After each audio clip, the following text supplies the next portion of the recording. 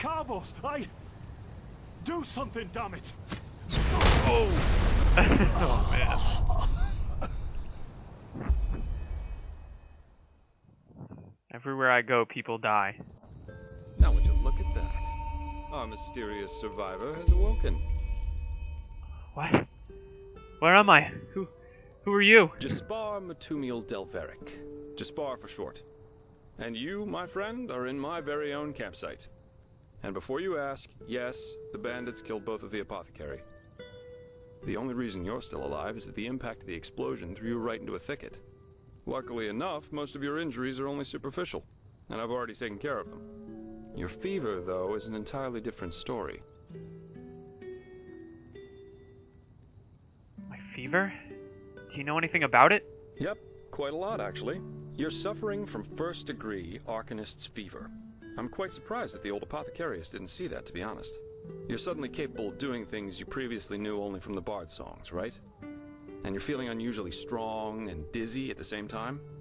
While drinking herbal potions leaves kind of a bitter feeling in your head? It does, yes. Then this Arcanist's fever is responsible for these things I can suddenly do? The magic? Yep. Your magical talent has broken free inside you. I don't have any myself, but I've worked together with enough Arcanists to know the signs. Simply put, what's happening is that your body can't cope with the magic. This isn't much of a problem at first, but if you don't do anything about it within the next couple of months, you'll find yourself running through the Heartland naked, throwing fireballs at everything that moves. You'll lose your mind, to speak plain and all. But the fever can be treated, right? Yes, of course. Though someone who's magically gifted will always react differently to certain situations than someone who isn't. As I said, some herbs will always worsen your fever, as will magically contaminated areas. So this fever gets worse whenever I, drink potions? Among other things, yes. Just as being magically gifted can make a person powerful, it can also make them sensitive and prone to certain conditions.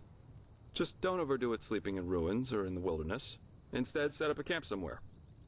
Plus, as you've already said yourself, don't overdo it with potions.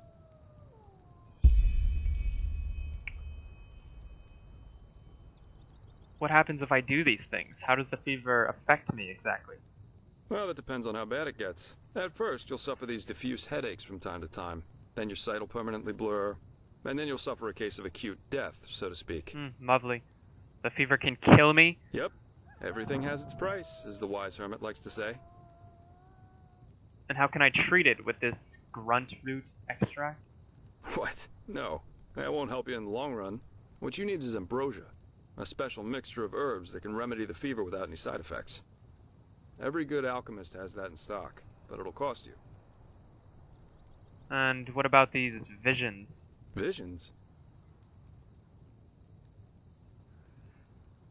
Well, that's what I would call them. I have these kind of premonitions of things which are about to happen. Are they also a side effect of the fever? No. Well, none that I know of. The only visions I ever had were those that come along with a good pipe of peaceweed. You know what? Someone has to take care of your fever. And as it happens, I know someone who could. But in return, I want you to tell me everything. How did you get here? And what did you do in that temple? And what exactly did you see in those visions? I can't put my finger on it, but there's something strange about you. And that makes me curious. So, healing for information. What do you say? Healing for information. Agreed. Then shoot. I'm eager to listen.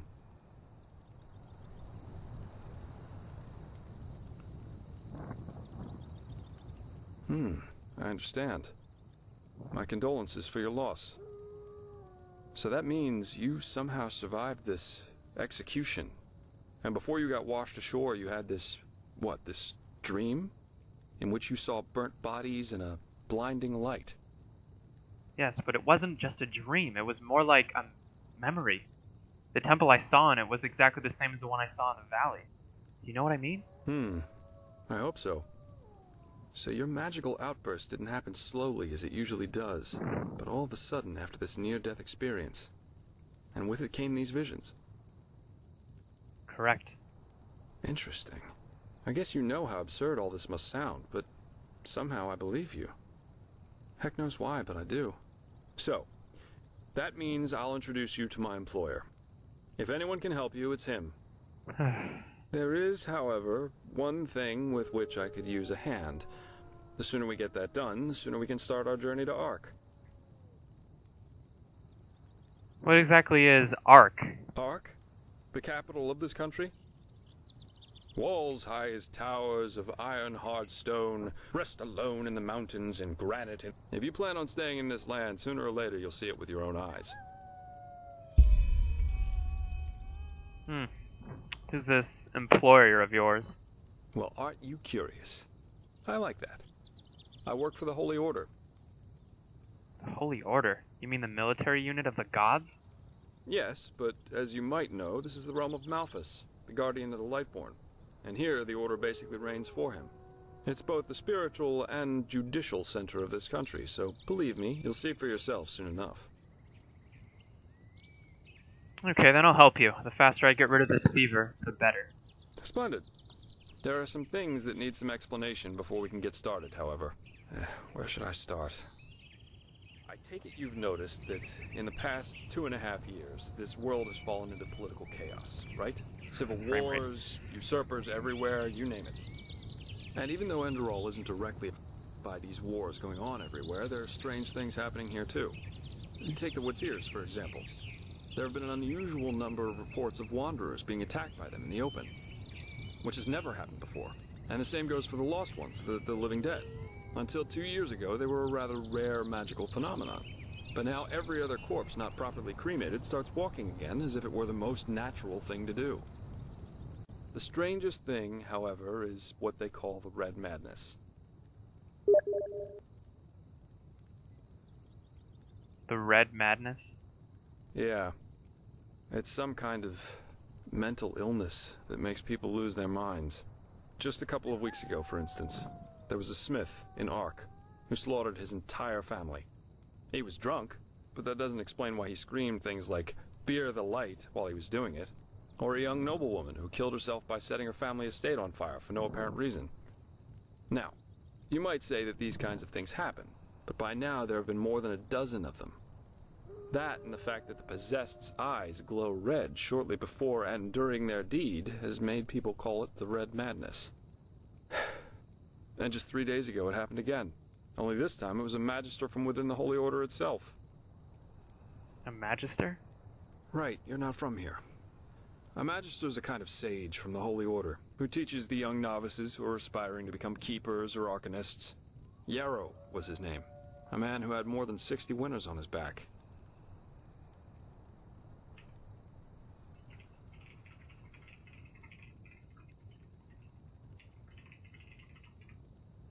What did he do? He killed 15 novices and himself. According to the only eyewitness to survive, he entered the teaching room as usual to give a lecture on alchemy. But instead, he gave a strange speech in which he explained that humanity is corrupt, void, as he put it. And his eyes started glowing, he locked the door, and, well, he tore himself apart with a magical explosion. You can imagine the kind of uproar that caused. So, what's your role in all of this? You said you work for the Order, but I take it you're no monk. Well, I'm not exactly one for vows and austerity, so no, I'm no keeper. I guess you could say my specialty is recovering things that have been lost. Treasures, tomes, memories, and the like. And the Order hired me to do exactly that. They want to know how a highly intelligent man like Yarrow could fall victim to the Red Madness. And also if there's a discernible pattern to how this malady, or whatever it is, chooses its victims. In other words, you're searching for his motives. How could I help you with that? I don't know anything about this Yarrow. True, but that's irrelevant. Yarrow grew up in a small village named Riverville, which isn't far from here. And according to some of the other wardens, he visited this area quite often after his partner's death. So it's quite possible we could find some clues around here. Shards of his past, if you like. I've already searched most of the area, but a second pair of eyes wouldn't hurt. What do you think? Sounds like a plan. Where should I start? Well, for starters, I need you to travel to Riverville and talk to an old man named Alfred. He was a childhood friend of Yarrow's, and he might be able to tell us something worthwhile. Secondly, a boy from the village told me that he saw Yarrow throw something into the water near a cliff to the east. Go there and see if you can find whatever it was he wanted to get rid of. I myself will have a look at the house Yarrow grew up in. Here, this is a map of the region. The blue dot over here is Yarrow's old house. And at the risk Oh god, of I hope sounding it's an heartless, actual you map. should head back to the apothecary's camp. Amazing. Maybe the bandits left behind some equipment. If there's nothing else, I'd say off we go. Let's shed some light on this Yarrow and his motivations. Meet me at his old house when you're ready. I'll be waiting there. If a quest objective is marked by 1 or more stars, they indicate the difficulty of said quests. And at the same time, the level you should have for the quest. Okay. Great.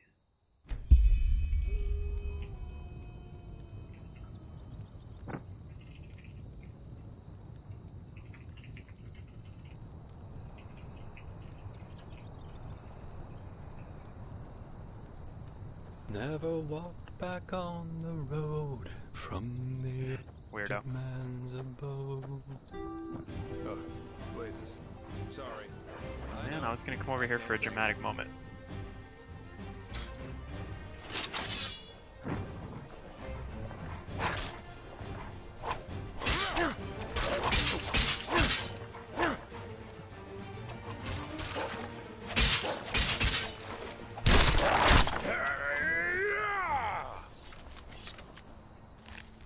Okay, let's do our dramatic moment.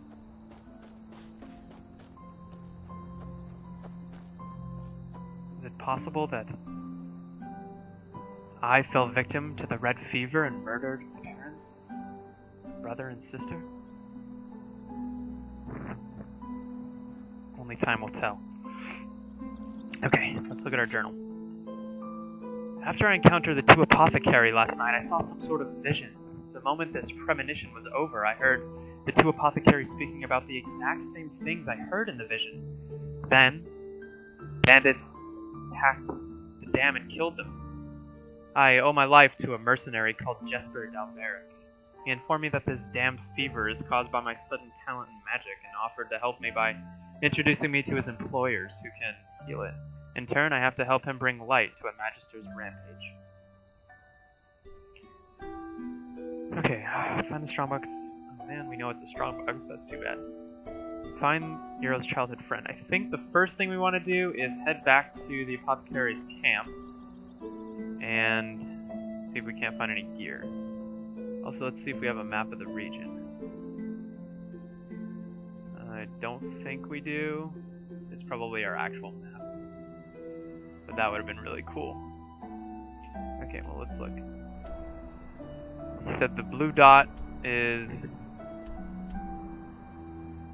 Riverville. Huh, not sure.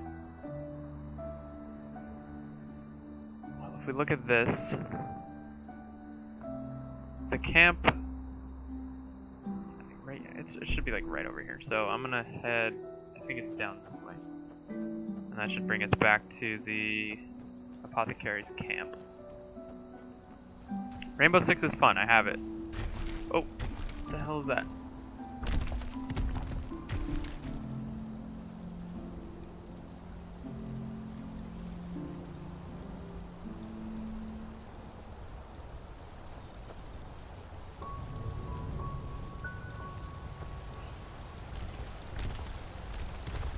What is up with these rocks? Gosh. It's a quick save.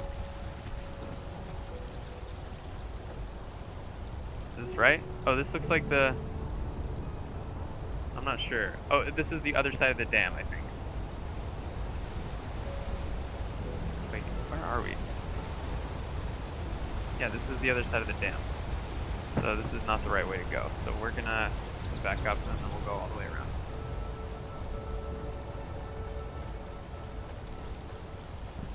Yeah, Rainbow Six ranked is pretty damn challenging. Even if you have like 3 teammates that work together, it's not that great because you need 5, you know?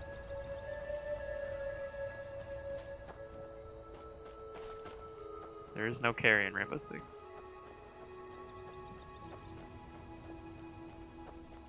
Okay, so we're gonna try and do some alchemy. We don't really have a table, but